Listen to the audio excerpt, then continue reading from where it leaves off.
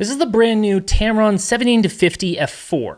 On paper, it's billed as the perfect travel lens, but rather than just reading off a spec sheet, I went on a 2,600-mile road trip up to the Canadian Rockies, limiting myself to just this lens to really put it to the test.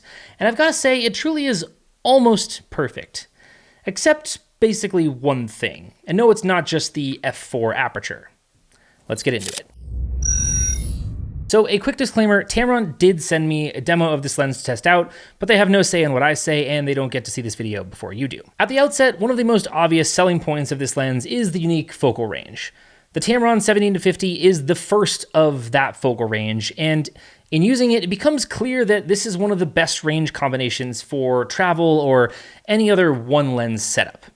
On the wide end, 17 millimeters is more than wide enough to capture wide-angle landscapes, and on the long end, 50 is obviously the go-to focal range for most portrait shooters, and it can help to compress your scenes nicely as well. I've said many times on the channel that my dream realistic lens would be a 20-50 f2.8, or maybe even an f2. Obviously, this doesn't have the desired f2.8 aperture, and we'll get to that in a minute, but getting that extra range on the wide end has proved to be super useful in using this as the only lens on my travels.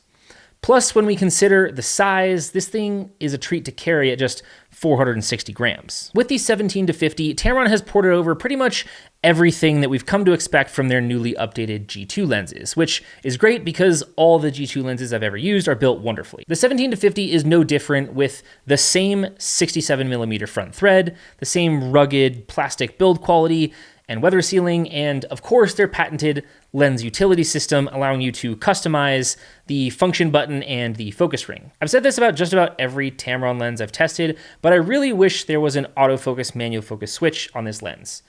Yes, you can customize the focus hold button, but you've only got one of them, so dedicating it to just that would be a little bit of a bummer. On the topic of rings and focusing rings, one minor bone I have to pick with Tamron is that they aren't consistent with the placement of their focus and zoom rings. On the 17-50, the focus ring is the one that's closest to the front element, but on, for example, the 70-180, the one that's closest to the front element is the zoom ring, and then the focus ring is swapped. It's a small annoyance, but you want to be able to operate your camera without thinking about it, so why not be consistent across all of your lenses? Now, one thing I am glad that Tamron changed with respect to zooming is this lens is an internal zoom lens. Now, I'll mention that the front element does sort of move in and out as you zoom throughout the range, so there is some potential for dust, but as I mentioned, Tamron has been great at weather sealing for quite some time, so I'm not too worried about it. Having an internal zoom lens makes this lens absolutely wonderful for traveling, since it's nice and compact, and you don't have to worry about having some big old lens, even when punched in all the way at 50 millimeters. It also makes this a fantastic video lens. Having such a wide and versatile zoom range from 17-50 means you don't ever really need to swap lenses.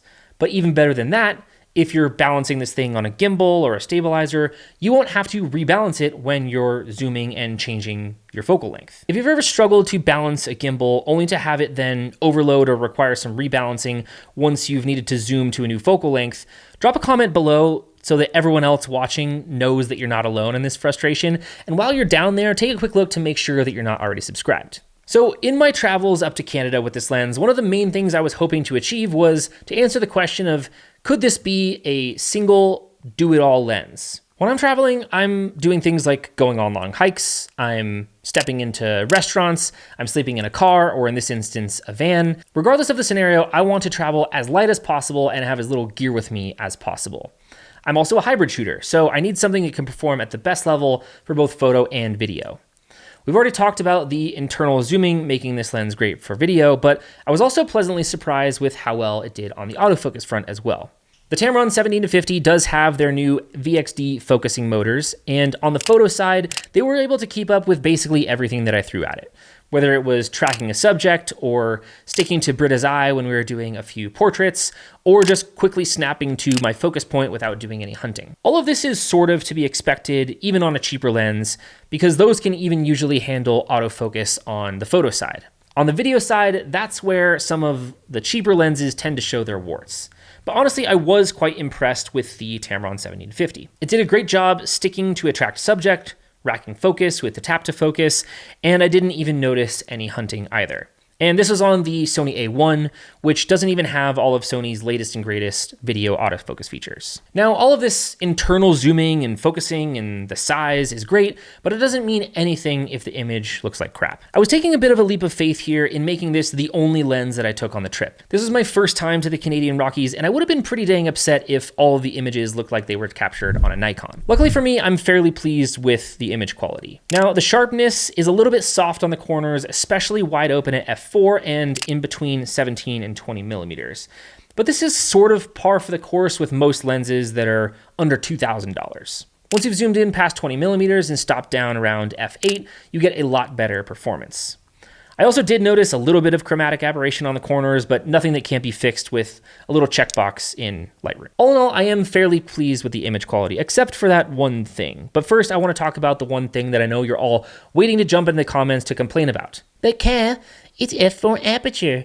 I hate f4. I won't buy anything that isn't f2.8. So yes, this lens is a constant f4 aperture. Without a doubt, I'd prefer 2.8. And I'd reason to guess that this does make it a deal breaker. This does make it a deal breaker for a ton of people. But still, I wanted to see if f4 could get the job done. In most instances, I'd say the answer is yes. f4 is fine. Especially if you're going to be using this as a travel lens, you don't really need that great of low light capabilities or background separation. That said, there were a few instances where it didn't cut it from a low light perspective. One day we'd driven around 5 hours from our van rental pickup in Calgary all the way to our sunset location. We got there right at sunset, meaning the majority of our shooting time was actually done during blue hour, with the light fading super quickly. Cranking up the ISO and dropping the shutter speed as low as I could, I was able to get some okay shots, but there were still a lot that turned out a little bit muddier than I would have hoped. This was actually worse on the video side, where I ended up with some pretty noisy footage. Granted, noise reduction has gotten pretty good these days, so you can actually fix a lot of that in post, but it would obviously be nice to have the option of 2.8 to give you more latitude in camera. One other area that people tend to complain about for f4 is that you don't get that same amount of background separation that you would on f2.8. The Tamron 70-15 does have a nice 9-bladed aperture, so the bokeh is quite pleasing, but you can only get your portraits to be slow blurry in the background. Given the situations I was testing in, I actually found it a little bit more annoying to be unable to blur the foreground with some of my fall foliage images. However, if you do want to be a fix it in post kind of cat, Lightroom did make that a little bit easier with the lens blur feature on the latest update of Lightroom. So in theory, you could add a little bit of extra background blur using this feature to make up for what you don't get with the f2.8. Now, while I obviously wish it was an f2.8 aperture, the other thing that really gives me some pause is the heavy vignetting that this lens faces at the wider end of the focal range. Between 17 and 20 millimeters, there is a deep, dark vignette, almost to the point where you think that there might be like a filter sticking out into the field of view. On the photo side, this isn't as big of a deal since you could quickly fix that in post. That said, at the time of making this video, the lens profile hasn't been released for Lightroom, so you would have to do that manually. Where it really starts to become an issue is actually on the video side of things, since it's less of a quick fix to adjust your distortion and vignetting in a video editor. I'll say the vignette isn't quite as pronounced on the video footage as it is in photos, given just the slightly different aspect ratio on video clips versus stills, but it is still noticeable up to 20 millimeters. So this very noticeable vignette from 17 to 20 and the lacking sharpness from 17 to 20, it almost makes you wonder whether you're better off getting one of the many lenses that simply just start at 20 millimeters on the wider end. So that sort of brings us to the discussion of price and value. The Tamron 70-50 comes in at just $699 US, which in my mind is a very compelling price point. I think there are a few other lenses you should be comparing this to. The first is the Sony 20-70 f4G lens.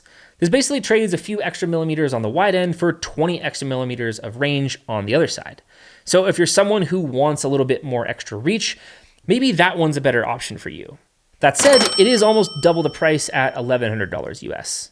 Another comparable option is the Tamron 20-40 f2.8. You're losing some range on both sides of this lens, but you're gaining that 2.8 aperture, all at the same cost at $699. I won't go into the specifics of those lenses versus this one because I've already made reviews about those lenses. So instead, I'll just leave those videos right here and you can watch those ones next. And until then, I'll see you in the next one. Peace.